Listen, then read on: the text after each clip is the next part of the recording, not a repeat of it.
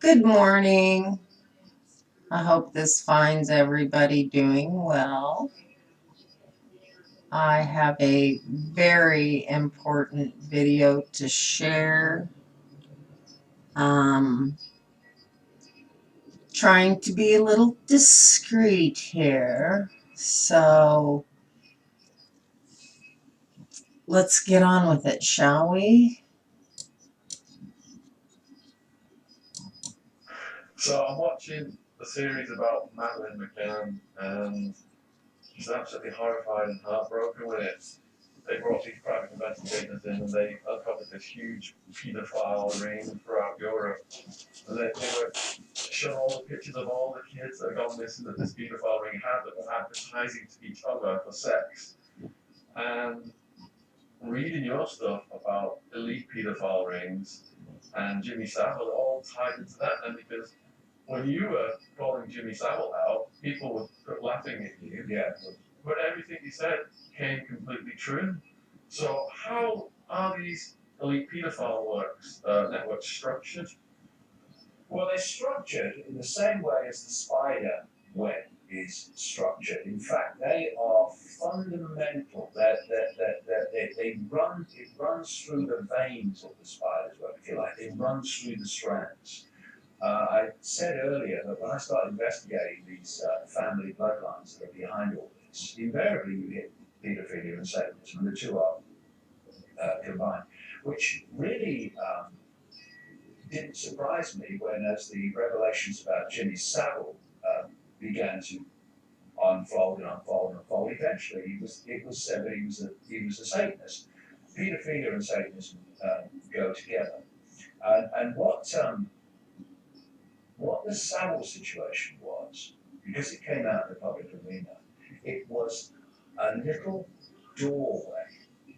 And staggering, given that he was a record-breaking paedophile, staggering it may be for me to say, but it's true, a tiny doorway. Because this thing is vast. I mean, we're going to go, we would go deep into some really deep esoteric things about why they want sex with children, but there's a reason for it. And the the scale of it is absolutely vast. I was traveling America in the 1990s, from about 96, and I met a lot of people who were involved in MK Ultra, the government CIA military mind control operation that came to public attention, but only a tiny part of it. And these were people, kids, who were taken into the project at a very young age, sometimes 5, 6 years of age. And then they were used as mind control, basically, mind control assets, do various things. But what happened within that whole MK Ultra was this vast sex with children ring was part of it. And I've named them in my books a long time ago. People like Father George Bush was a notorious, on the inside, serial paedophile and torturer of children. And so many of these people were. And there is a global network. And, you know, I was helping someone in America once who'd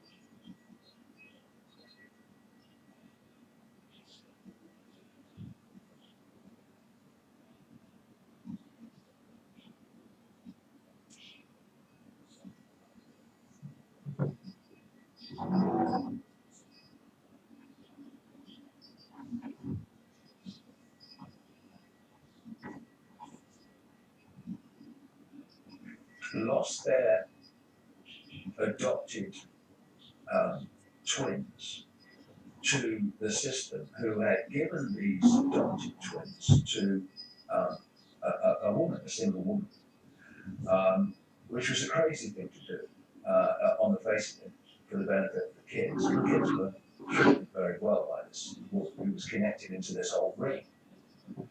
So in doing that, I started to realize how many children went missing every year. And what I did is I called the federal government. I wanted figures for the number of children went missing every year. And they said, we don't keep them. You tell me how many cars went missing. You tell me how many children went missing. They said, you're going to have to ring every state. So I started ringing every state. I got to about 10 or 15. I'm in such a figure by then of children going missing. It was staggering. So you see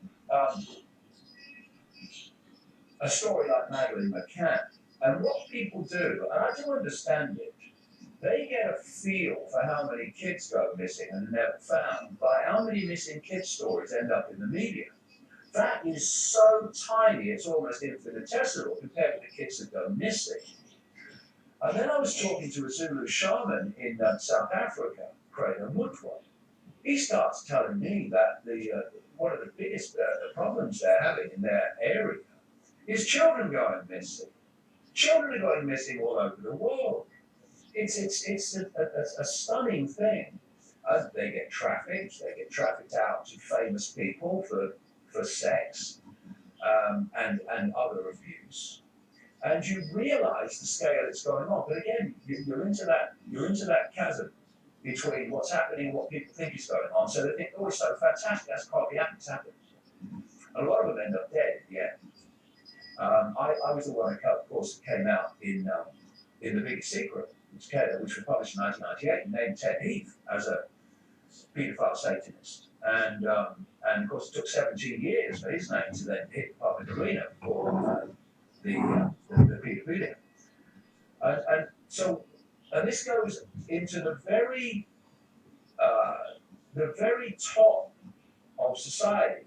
The ratio of paedophiles and Satanists in the upper echelons of the societal hierarchy is vastly greater in the general population. It's not the general population, but in the upper level, the ratio is ridiculous. And so you look at the Savile story, and it was that window. So I remember Jimmy Savile as a kid, and he was a disc jockey. They called him a disc jockey. He was a strange man. He had his white hair and stuff, and then he became Jim will fix it with kids and everything, and he was a strange man. Then he kind of disappeared, and he got old and old and old like Jim. But it turns out that even though he had no obvious income stream after he dropped out of the famous so-called entertainer, he had houses all over the place. He had loads of cars. He had a Bentley and all this stuff. Where's the money coming from? What was lost in the revelations about Jimmy Savile is the reason that he got away with it. He was a procurer of children for the rich and famous. That's how he got away with it. And they had to watch his back to watch their own. And so he would provide children for these rich and famous people. This is why he was on very friendly terms with Ted Heath. So then you look at the other area of that Savile story that's never been explored, which absolutely should be, and it is this. In Savile's own words, in the 1960s, Lord Mountbatten, a known paedophile, invites Savile, who's a disc jockey, into the heart of the British royal family. That's why it's how he became a close friend of Prince Charles, a close friend for a long time until they fell out with Prince Philip, and in the inner circle, including the Queen. Sorry about that. And he remained in that inner centre of the circle, the inner circle of the royal family, right up to his death, basically. and a friend of Charles right up to his death. And I met a lady, in fact, I met her at a house I lived in just down the road from him. She came over to the Isle of Wight, spoke to me for a long time, who was a long-time friend of, um, of Princess Diana, friend of hers for about 9 years. And she told me about Savile. She told me about Savile because Diana had told her, and she knew from other sources as well. And she described how when Diana was married to Charles, um, that Savile was always all around, all the time, and she thought he was sleazy and horrible and could stand it. Well, the reason he was there is let's put this together. He's at the inner core of the British royal family circle, and it's a procurer of children for the rich and famous, right? Now let's take another step. I remember seeing a film, just very quickly, a report that the Queen was making a visit to this place, and this guy came up, and he's in the crowd, and he's going to protest. Right? The security services knew he was there and came across. They knew he was there. They knew he was going. They knew he was going to be in the crowd. And you can't cough anywhere near the Queen without the security forces know about it, the special branch know about it. The police clearly knew, because they interviewed him a number of times, that Jimmy Savile was a paedophile. And he's allowed into the inner circle of the British royal family, and special branch and MI5 are not screaming, what's going on? He's a paedophile. What were you doing allowing him in there? No, he's allowed, while being interviewed by the police from time to time over paedophilia, to be in the inner circle of the royal family. Now, here's another one. Anyone thinks that's a coincidence? I've got some seafront property in Birmingham you'll have to buy sight unseen. But they got away with it because the system watches its own back. And, nobody questioned about it. It's incredible. And then what happened, of course, when they had the so-called inquiry, when Theresa May was Home Secretary, she has this inquiry because she's forced into it by public opinion, basically, into elite paedophilia. She names someone who's clearly unacceptable and had to stand down because she wasn't. She then names another person who's clearly unacceptable and had to stand down because she wasn't. And what they're doing is they're putting time between the uproar in public and the point where anything happens. And now this inquiry is still going on, but of course it's hardly ever mentioned. How nefarious were the activities of Ted Heath and Savile? Was Heath buggering boys and throwing them off boats, and was Savile a necro? Oh yeah, this lady who was Princess Diana's friend for 9 years, she told me that Savile was a necrophiliac, sex with dead bodies, etc. Why did people think that he volunteered to be a porter at Leeds Hospital? He gave him access to the mortuary. And so she told me that, and then it came out later publicly that he was a necrophiliac. These people are not the same as everyone else. Just think of the empathy deletion necessary to do what he did at just that one man. And Ted Heath, I was told about him by a series of people who, most of the people that Ted Heath abused, the children, they didn't survive. Because Ted Heath had a very famous face.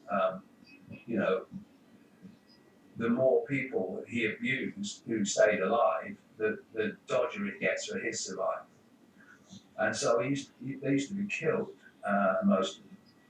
But I was told by a number of people, and it built up over a period of time, of what what he did.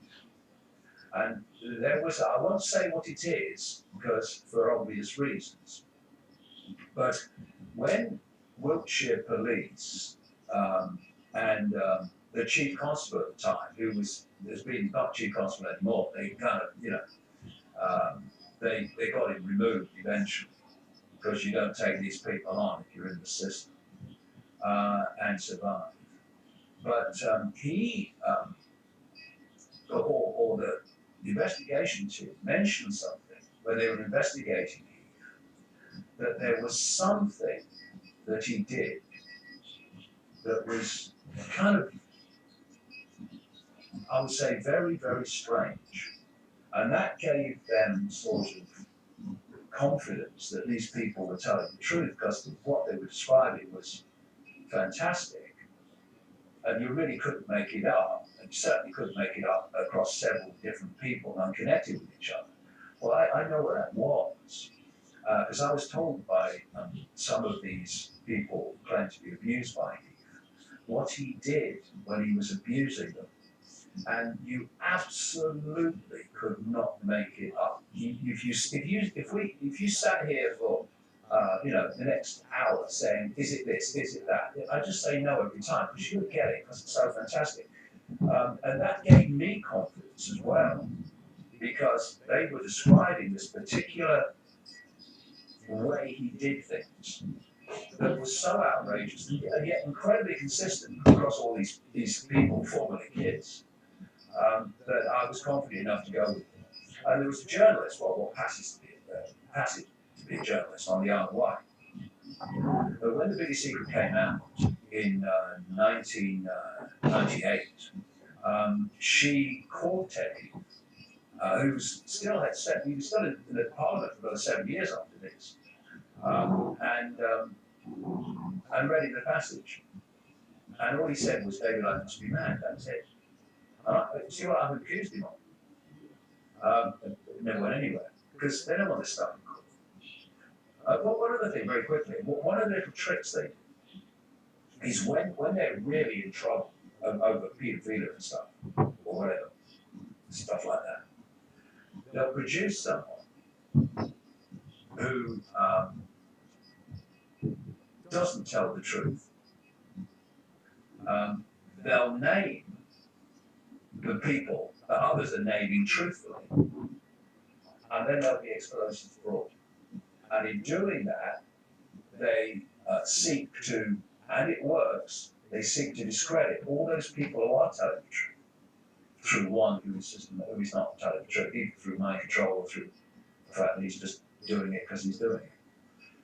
Do you think another strategy is to satisfy the public outrage by sacrificing lower level paedophiles, such as Rolf Harris, Clifford, etc.? Yeah, well, what they do, if you notice what happened when the story broke, is they went for people like David Lee Travers and stuff like that, which wasn't for paedophilia. It was for what was alleged to be, sexual inappropriation with women. What did that do? David Lee Travers, and all these others. And it's moving the focus from the political paedophiles. I mean, the scale of it is absolutely fantastic. And it's happening in America as it's happening in Britain, as it's happening around the world. It's a ring. If you go deep enough into it, there's a reason why they're obsessed with sex with children. In the briefest summary, they are trawling the energy of children.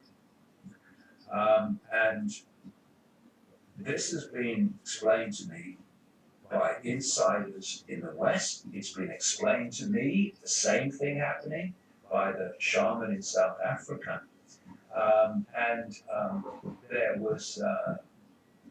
There have been other books with other sources, they talk about the same thing. They're sucking the energy out of the kids because there's a particular energy before puberty. See, we see puberty as a hormonal chemical change, but actually it's an energetic change which expresses itself hormonally, chemically. One's an expression of the other. There's an energetic change that goes on in the electromagnetic fields of the body at what we call puberty. They want the energy before that change takes place. It's like a nectar to them. Because I mean, this world is nothing like we think it is, and that which is controlling it is nothing like we think it is. And I would just say this to people: look at the night sky and think that you are looking at a tiny fraction of the Milky Way galaxy. And um, according to the latest highest estimate, there are about 2 trillion galaxies in the universe. And that what we see and experience is a tiny band of frequency called visible light, which is so tiny it's almost laughable. Everything else that exists beyond it, our TV channel, if you like, is unseen to us. Now tell me that humans are the only form of life that we call intelligent life. Well, we're living on a planet which, according to mainstream science, is the equivalent, compared with the size of the universe, of a billionth of a pinhead. Um, in other words, the idea that we are alone is insane. And eventually, you go through this web. That spider is not human, and it's that spider that is looking for the prepubescent energy of children, and it absorbs it through these paedophile satanic rings. Honestly, people can laugh if they like. I don't care. I'm after the truth, not that applause. And the world is nothing like we think it is. And it's when you get into these deep levels that the world of the scene starts to make sense. Well, the laughing less and less as everything you've written about slowly coming true, or quickly coming true. You provoked a lot of thoughts in me there. So, when I used to get to America as a younger person, I was shocked. I'd go to the post office and see all these pictures of all these missing children, all plastered all over the walls. Couldn't believe it. With Madeleine McCann, do you think she is dead and the culprits will ever be found? Well, unless something goes wrong with the cover up, they'll never be found. I mean, the rings are very, very efficient in the way they work. They are well honed. They have their backs watched. I mean, you look at that story, and it's not impossible that Madeleine McCann is actually connected to Belgium. Belgium is an extraordinary centre for paedophilia, as is Britain.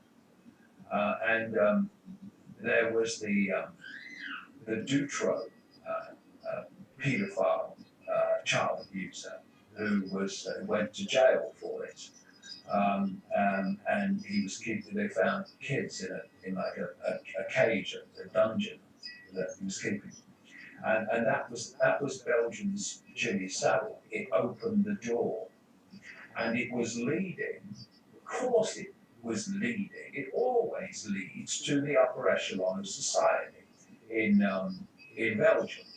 And the guy, the genuine investigator.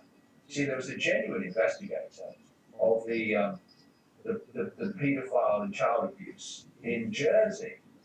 And because he was genuine and he was being supported by his chief of police, who was also genuine, they got rid of him.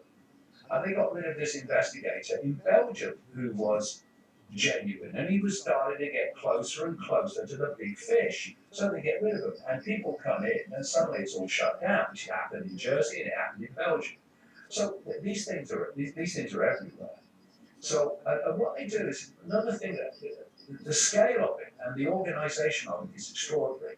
They steal children to order. They will be asked for a child, maybe blue-eyed and blonde-haired, with certain characteristics.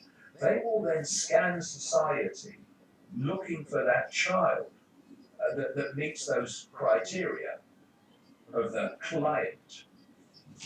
And then they will steal them. I've met people who've been in mind control projects in America. I met one in California once. and she'd come out of it. But there were kids running around in the room. And she said, every time I see kids running around, she said, my heart goes, because um, if I was doing what I did before, she was doing it under my control. Um, any of those kids out of the way, and you never see them again. One of the things they do is they'll have a van, or a white van, or a van, and they'll sit there, and they'll just wait for the child to be far enough away from parental help or whatever, in the back of the van, and away. Or they might even just sit there in the van, right? The van moves, and no one knows, yeah, van drove away. And then they drive away. And those kids are never seen again. They're trafficked or whatever. And most of them end up dead. Because when you have no empathy and you are completely consumed by psychopathy, you know, I remember once when it's stuff, it never gets matter of fact, but you have to step back from it. When you're researching, you have to step back from it, otherwise it will destroy you emotionally. And when I was in America and a series of things happened, and I realized the scale of it. Remember, I was watching a movie that night, I was traveling around America, and in a cinema, and I turned around as we were walking out, and the father was carrying this little child boy over his shoulder. So the boy was looking back at me as his father went forward. I was standing behind, and I looked at this child's face and I started to cry because I'm looking at that face of an innocent little kid, and that children like that, in vast numbers all over the world, are being abused, they're being murdered, they're being sacrificed, and most people, among members of the public, go, "Oh, it's too fantastic, that'd be ridiculous." And of course, as they do that, the people are actually doing it go on doing it unchallenged. And that's what I've named so many of them. I've named in my book since the 1990s, Father George Bush and Ted Heath. I mentioned Lord McAlpine in regards to paedophilia in The Biggest Secret in 1998. There was no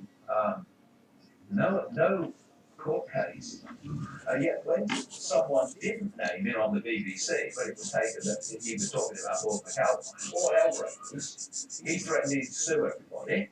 The Speaker's wife in the House of Parliament pays him 50 grand or something for not, actually coming out with it outright. So I think George Monbiot, another excuse for a journalist on The Guardian, paid him something, all these people. And they weren't even saying he was a paedophile. They were just like tongue in cheek, like not, pointing towards it. And while that was going on, I was putting on my internet site, the guy's a freaking paedophile. Never came for me. And this is how they kind of backed it away. One of the reasons they didn't, they never got saddled, or there were some people that tried, is because he threatened legal action. And then there was a guy called Peter Morrison, MP in Chester, who was a close bosom buddy of Margaret Thatcher throughout her prime ministerial period and before she became leader of the Conservative Party, who was a known paedophile. Edwina Currie, Conservative MP, in her diaries, said that she was worried, in one of her diary entries, she was worried that Peter Morrison was going to be given a job by Margaret Thatcher that might be damaging to the Conservative Party because, of course, he's a known paedophile. And she says in the diary that Norman Tebbit, who was chairman of the Conservative Party, had talked to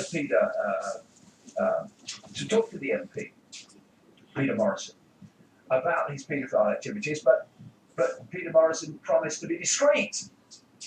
So now we have it in Edwina Currie's own diary. The chairman of the Conservative Party knew this guy was a paedophile. And I remember the former Daily Mirror editor saying they wanted to get Peter Morrison for his paedophilia, but he always threatened with them with legal action. So now you have a paedophile, Peter Morrison, who was a very close associate supporter and bosom buddy of Margaret Thatcher. You have Lord McAlpine, who was the Svengali and money maker for the campaigns of Margaret Thatcher. And you have Margaret Thatcher, who was a close friend of Jimmy Savile, who was a close friend of the British royal family. It's a cesspit, Shaun. A freaking cesspit. And we have to have the bollocks to say so. And if we're sure about facts, to name names and not worry about consequences, but let the names worry about the consequences. Because they'll never have those consequences while people are in fear of speaking the truth. So I was raised Catholic, and I know Catholic priests that do good work around the world. But then I watch these documentaries on Netflix, like Sins of the Father, where these paedophile priests, Catholic Church brings in the highest priced lawyers, gets them either minimum sentences or no sentences, promises the victims that justice will be served and they'll be disciplined, this won't happen again. And all they do is move them 20 miles away to another area where they do exactly the same thing. And they come in and protect them and protect them and protect them. Is the Vatican running and protecting one of the biggest paedophile networks in the world? 100%. See, again, you have to connect dots, and you have to connect dots not just in present day, but across the centuries. The Church of Rome, or it's now known as the Roman Church, is the Church of Babylon relocated. Christianity is a publicly acceptable face of the religion of Babylon. And the Babylonian religion involved paedophilia and Satanism. It was a satanic religion. Therefore, as humanity started to grow up and mature a bit, and sacrifice in your face publicly was no longer acceptable, it started to go underground. When abuse of children, paedophilia and stuff, became unacceptable, it went underground. It didn't stop, it just went into the shadows. And so in Babylon, they had the trinity of Nimrod, the father god, Ninos Tamos, the virgin-born son, and they had on the third point of the trinity, Queen Semiramis, the goddess. And they said in their stories that Nimrod died and became the sun god Baal, who impregnated Semiramis with the rays of the sun, and therefore she gave a virgin birth to Ninos Tamos. When the Babylonian religion relocated to Rome, this is how that Rome almost seamlessly moved to Christianity, because the people not much had changed.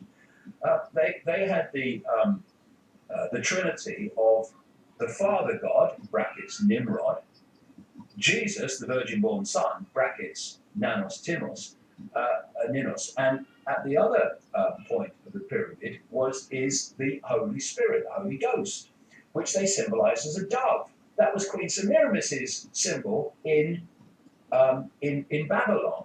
And what they did is they took all the attributes given by the Babylonians to Queen Semiramis, Virgin Mother, Queen of Heaven, all that stuff, and they gave them to the invented figure of Mother Mary. And they moved on. And so all these religions, that Christianity is a dual religion. There's the mass of the religion, which operates in the public arena. And that's where they do things like the Eucharist. They drink the blood as red wine, and they eat the flesh as a biscuit. And then there's the core of it, which is the religion of Babylon, and they literally drink the blood and literally eat flesh. Right? And that's, of course, much smaller than that. Very smaller than that. But that's the dynamic, you see.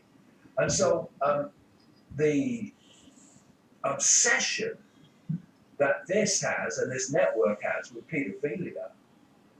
I mean, you've got choir boys everywhere. If you if you're a paedophile, are you going to go where there's only adults? I want to get a job where there's only adults. I'm a paedophile. No, you're going to go where the children are. So you have to look at the care homes, black of it. Yeah, this is not knocking people at work with children in care homes. There's a fantastic number of people who are absolutely genuine people and care for the kids. Not knocking that, not talking in generalizations. I'm talking in the numbers that are not like that.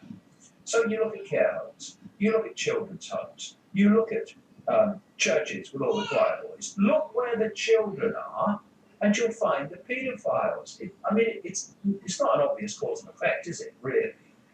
And so you look at the structure of the Roman Church. It's obviously going to attract an enormous number of paedophiles.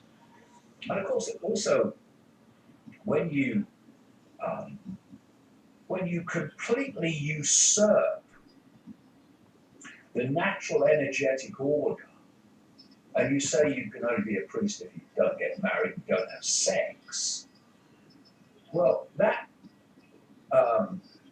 impulse, which is obviously a natural impulse, that's how humans are still alive, and we have new generations. Well, it's going to express itself in distorted ways, and not the ways that it would normally express itself. That's not to excuse it. My God, I'm the last person in the world who would excuse it. I've spent decades uncovering it, but that too is part of how this stuff manifests. So you mentioned Savile, and that's led on to the next question. I read Princess Di's book in her own words. You said about him having access to all of the inner royal circle. When Di and Charles were going through friction, he was brought in as a marriage guidance counsellor. And Dana wrote in a book that she found him creepy, and she was wondering why he was there as well. Yeah, well, this lady who's Diana's friend, she told me that story. What would it be? 1997, I think she told me the story. It was after Diana died, and she mentioned that what do you mean? Diana was saying, what do you mean? He's coming in as a go-between. What? Now, where was all this when Savile was revealed for what he was? Why wasn't Prince Charles sat and questioned about his relationship with Savile and what he knew? Because he had to know. Don't tell me you didn't know, Charlie, you bloody liar. Of course he knew. So why is he still standing in line to be the next king and not standing in line for the next slop out? Why? Because the establishment looks after its own. Wasn't one of the royals caught up with the Lolita Express, the island, the Prince Andrew. Yeah. Yeah, Epstein. Epstein, that's it, yeah. Yeah, the little black book, which Blair was in and Trump was in. Clinton. And the paedophile plane of Epstein, which Bill Clinton took many rides in. Yeah, honestly, if people only knew the scale of what goes on in the world, they would see the world through very different eyes. Because the world is not what that frickin' thing in the corner tells you. It's not what the internet giants tell you. It's what's actually happening, and that's what they don't want to tell you.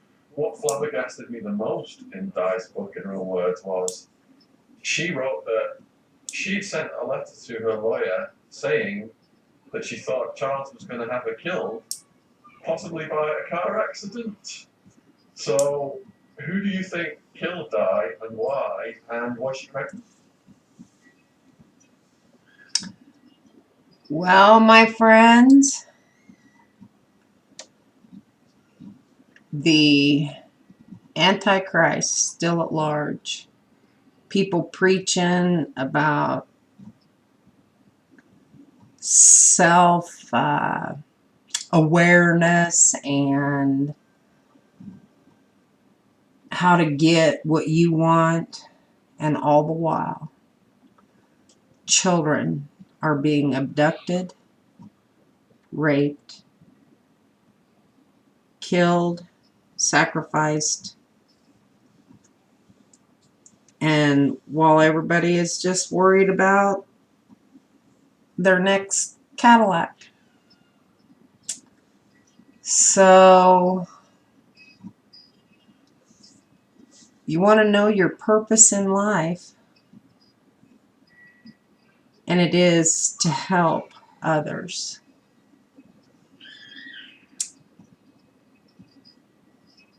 Be ready,